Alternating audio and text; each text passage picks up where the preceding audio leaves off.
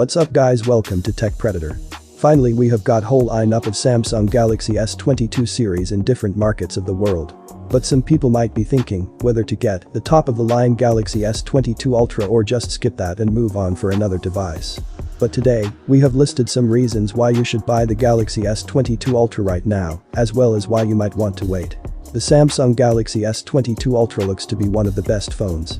But if you were thinking about upgrading to the new phone, there might be something holding you back from making the final decision to buy or skip the Galaxy S22 Ultra. And $1,199 starting price can do that to people.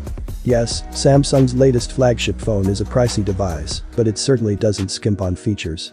From a fast refreshing display and a built-in S Pen to a powerful chipset and lots of camera improvements, the Galaxy S22 Ultra contains all the features you'd expect from a top-tier phone, plus a few extras specific to this particular model. Here's a closer look at why you may want to make the Galaxy S22 Ultra your next phone, along with some reasons on why you should hold off on making the upgrade. Reasons for buying are interesting. Samsung must have gotten fed up with having the iPhone win all the plaudits for its displays, especially since Samsung is reportedly Apple's chief supplier for that part.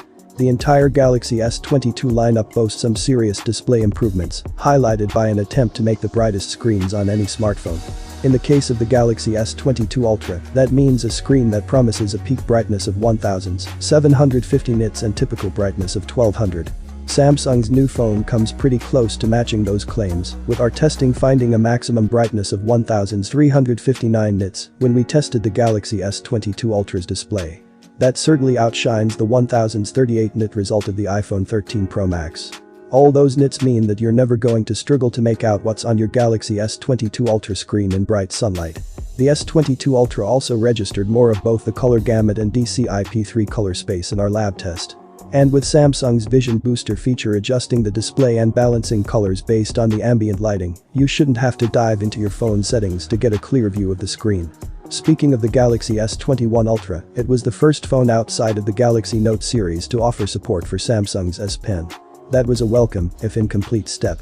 Because the S Pen was an optional accessory to the S21 Ultra, it never felt like an integrated part of the phone. That's not a problem with the Galaxy S22 Ultra, which includes a slot for the S Pen. That means you don't have to hunt down a case for carrying your stylus. Instead, you just pop it out of the phone and get right to jotting down notes right on the Galaxy S22 Ultra screen. The S Pen included with the Galaxy S22 Ultra also happens to be faster than before, with a 70% speed improvement and less latency. Throw in more accurate handwriting to text conversion and stylus-specific features incorporated into Microsoft Outlook, and this is a welcome addition to the Galaxy S's Ultra model, particularly if you view your phone as a productivity tool. Dynamic refresh rates are an increasingly common feature on top smartphones, well, maybe not so much on the iPhone 13, with the devices ramping up the refresh rate when the on-screen activity gets frenetic and scaling back down when things are more static. It's a way of giving you the best of both worlds, an immersive experience when you're gaming or scrolling through websites and less battery consumption when you don't need the refresh rate boost. Last year's Galaxy S21 Ultra was able to range between 10Hz and 120Hz, but the Galaxy S22 Ultra takes that adjustment even further. The new phone can still hit 120Hz when needed, but when at other times, the refresh rate can drop as low as 1Hz.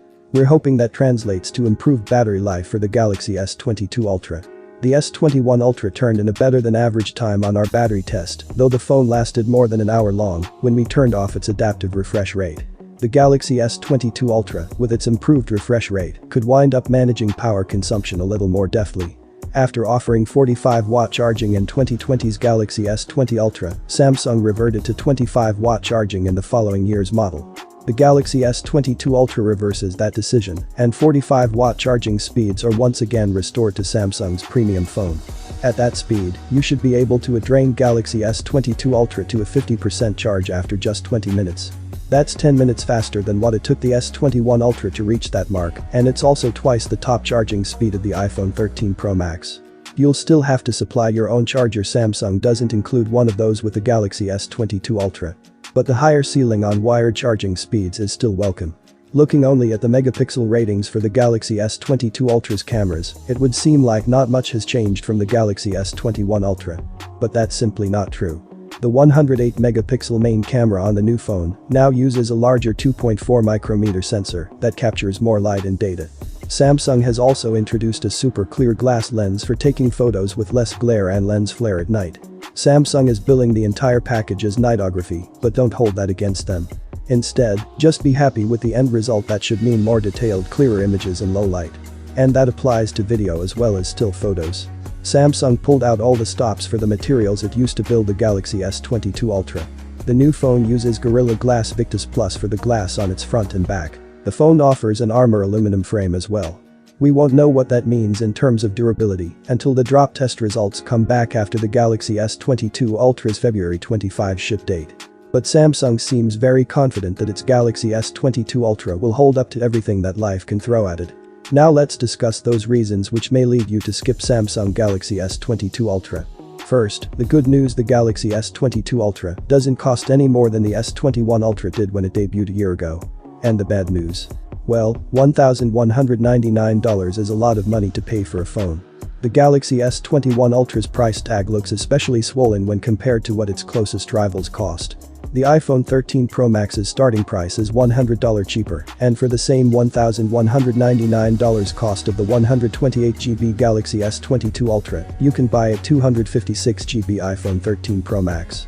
The Pixel 6 Pro, which is the best camera phone for Android users, pending the results of our S22 Ultra testing, is more affordable too, costing $899. We're not saying you don't get a lot of bang for your buck with the Galaxy S22 Ultra. But equally impressive phones are out there for less than what Samsung wants to charge you. Not to dwell on the Galaxy S22 Ultra's price, but if we're going to pay four figures for a phone, we'd expect to see all its specs tricked out.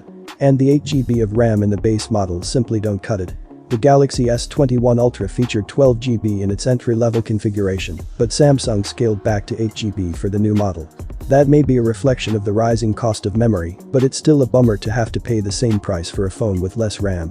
And more storage than the 128GB included on the base model would have been welcome, too. You can get a Galaxy S22 Ultra with 12GB of RAM, but to do that, you've got to upgrade to the next model above the entry-level version. That will cost you around $1,300 instead of the usual $1,199 starting price. The Snapdragon 8 Gen 1 chipset that powers US versions of the Galaxy S22 Ultra has a lot going for it, such as a faster AI engine and support for broader camera capabilities, but it does not appear to be a great leap forward in terms of performance. Early benchmarks show a marked improvements in some tests versus the Galaxy S21 Ultra, such as 3D Mark for graphics and our real-world video editing test. Samsung still trails the iPhone. While benchmarks can overstate performance gaps, there's no denying that the Apple's A15 Bionic is currently the fastest mobile silicon available for smartphones. That was true when we ran our iPhone 13 benchmarks late last year, and that doesn't change with the Galaxy S22 Ultra's arrival. It also means that the gap is only likely to further widen once the A16 chip in next fall's iPhone 14 models arrives on the scene. Hopefully this video was awesome to you guys. Please subscribe to my channel for more content like this. Thanks for watching and goodbye.